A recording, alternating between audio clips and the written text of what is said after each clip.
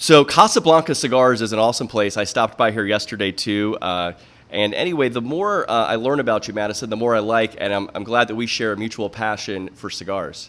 Well, you know what? I'll tell you. My passion for cigars started when I was probably about 15 years old, believe it or not.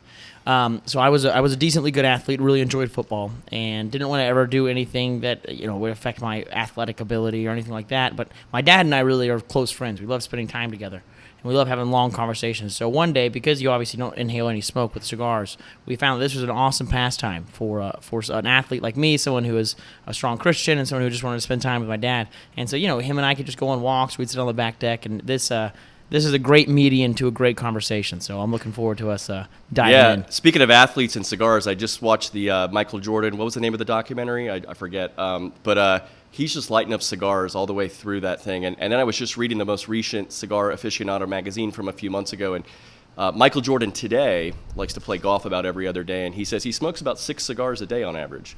Well, you know what? Once you've reached that level, I think you can do just about whatever you want. Yeah. So anyway, speaking of cigars, I was actually sharing with our friends here last night a little meme that I saw a few months ago, because we live in such polarized times, right? And the meme says this: a Christian, a Muslim, a Jew, and an atheist all walk into a cigar lounge. They talk, laugh, smoke, and become good friends. This is not a joke. This is just what happens in a cigar lounge. I love that. That's perfect.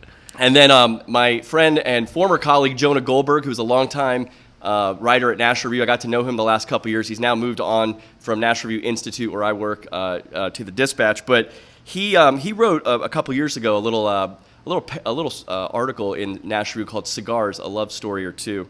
I just want to read you. He had a very similar topic, and he said, "My tobacco shop in D.C. is a Burkean little platoon, a sanctuary from the outside world, where people in the outside world often line up according to their partisan affiliations." But in the cigar lounge, he says it's a no-politics zone. It's not a no-politics zone by any means. There are liberals, there are conservatives, there are Trump lovers, there are Trump haters, there are don't-give-a-dammers of every stripe. But he says what unites them all is an understanding that such things are only slivers of our lives. A Venn diagram of the patrons at these cigar lounges, he says, would have vocations and passions and concerns that look like a kaleidoscope, save in one regard: love of the leaf, which eclipses all. I love that, and it's so true. I'm telling you, the great thing about cigars is, it gives you something to do. You have to sit down, and you're pretty much forced into, if you start having a conversation when you start a cigar, you're pretty much forced into at least a 40-minute conversation. Yeah. And I have found that no matter what someone's background is, no matter what their political background is, if you can really talk to somebody for 40 minutes, you can realize that we have so much more that unites us than divides us. That's right. The fault of the two-party, the really, its great Achilles heel, is that by its nature it forces people apart. As time goes on, it becomes more and more and more polarized, as we're seeing today in today's culture. But if you really sit down, especially with people of my generation, if you sit down and you talk to them about, hey, what do you believe in?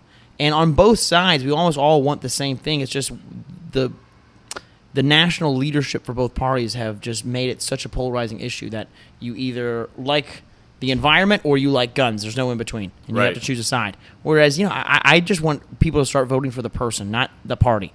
Let's vote on issues, not on a platform. Let's focus on the person that we're voting for, and not the R or the D that's beside their name, because then I think we would have a much more efficient representative government than this partisan politics that's starting to envelop us.